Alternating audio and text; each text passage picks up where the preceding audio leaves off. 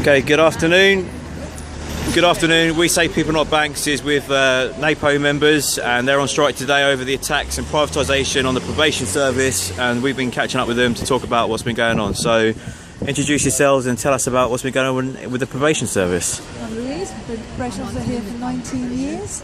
I'm Steph, I'm a probation officer here for 5 years, and I'm also a National Executive Committee member for NAPO. Excellent. We don't agree with the privatisation and the wholesale sell-off of the probation service. I think there's a few principles really. Firstly, it's wrong to profit from crime. I think that's the first one that we're really objective. And also that we're separating a service that works. We're effective, we are good at what we do. We're being dismantled on the basis of work that we don't do. Under 12 months prisoners who we don't have any involvement. It's being used as a justification to end the service that we've been working in for over 100 years. We work on an evidence basis. This is not evidence based, and it's very hard to take. Yeah, I mean, a lot of evidence-based negotiations goes on in different sectors of the work, public sector, and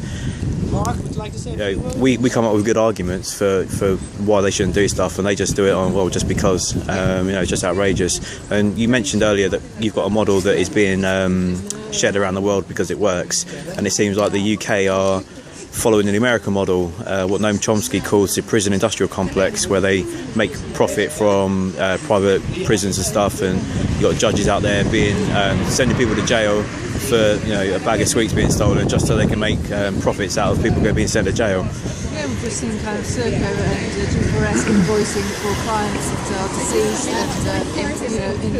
and people who are in prison have been charged for tagging in the community when they're actually inside, and there's already and they're being investigated at the moment. This has been confirmed.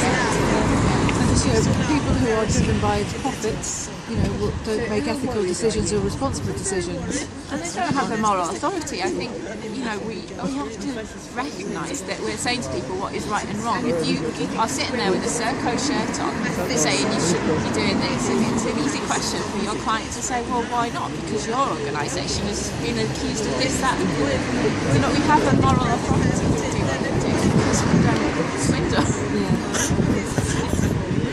Well, that's the thing, is that people do jobs in the public sector as a calling. Generally, it's not just a job. They do it because they believe in what they do. Exactly, it's a vocation. Yeah, these people, they're making profit out of people being sick, out of people being in jail, and like you said, they shouldn't be making profit out of crime. And the worst thing about it is all these services, they've been built up over the last 60-70 years, paid for by our grandparents, and now they're selling it off, and you got like the Royal Mail, they're trying to sell it to us again. It's just outrageous. Yeah. It's awful what they're doing to lots of different organisations and companies, and people who are performing very well are then trying to be sold off and disbanded and punished for doing a good job. I mean, do you think this is going to be a drawn-out dispute, or do you think there'll be a quick resolution? Or I think it's very difficult to say. Certainly Chris Grayling is very entrenched in his position, and it's a question of whether he needs to go before we get some movement. If we can delay this until the next election, until 2015, we get a new government in, then that might be the resolution that we're looking for. But I think with somebody who is as strong in his views and is lacking respect for evidence as Chris Grayling, then we may be in for a long way. Yeah, I mean, you've got people like Michael Gove with the education, who doesn't know anything about education. You've got Brandon Lewis, the fire minister, he doesn't know anything about the fire service. Chris Grayling, he's just obnoxious by the sounds of it.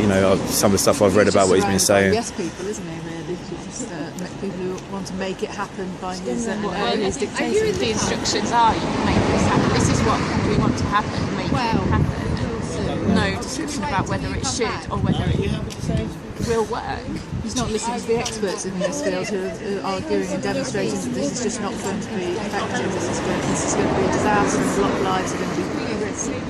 Yeah, I mean, the same thing's happening with the fire service. We're going through a period of cuts at the minute and reduction in the number of firefighters and number of stations, etc. And they're citing that fire calls are down as being the reason for why. And the Ken Knight review that came out this year said that fires are down by X amount of percent, and it's due to the great work done by firefighters in community safety and reduction. Well, if you reduce the number of people that's going to do that work, then the net result will be, that won't happen, and so you can have potential for worse fires and more people dying, and this goes back to that. Again, what Noam Chomsky says about the defunding of public services, then they assess it to failure, and then they offer privatisation as a solution. It's just outrageous what's going on.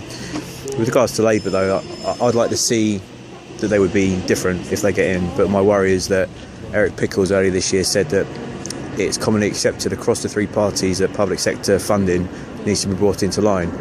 So the risk we run is that when Labour get in, it's not no austerity, it's just going to be like austerity light, or I can't believe it's not austerity. So the public behind us have got to understand really what's wrong.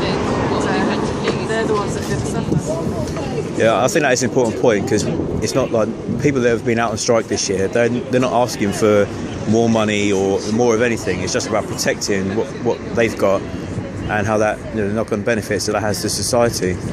Anyway, you got anything else you'd like to add? It's not even just what we've got, but we want to improve. Our whole ethos is around developing our practice and getting better. It's not about protectionism, it's about being effective in our communities. We belong to our communities, we're part of our communities, and we want to stay here and continue to protect our communities, and we want to be left to do that as we know best. Right. Well, actually, thank you very much for your time, and good luck with your dispute, and I'm sure we'll be seeing you again on the picket line very soon. Yeah, good luck with yours as well. Thank you. This is We Save People, Not Banks.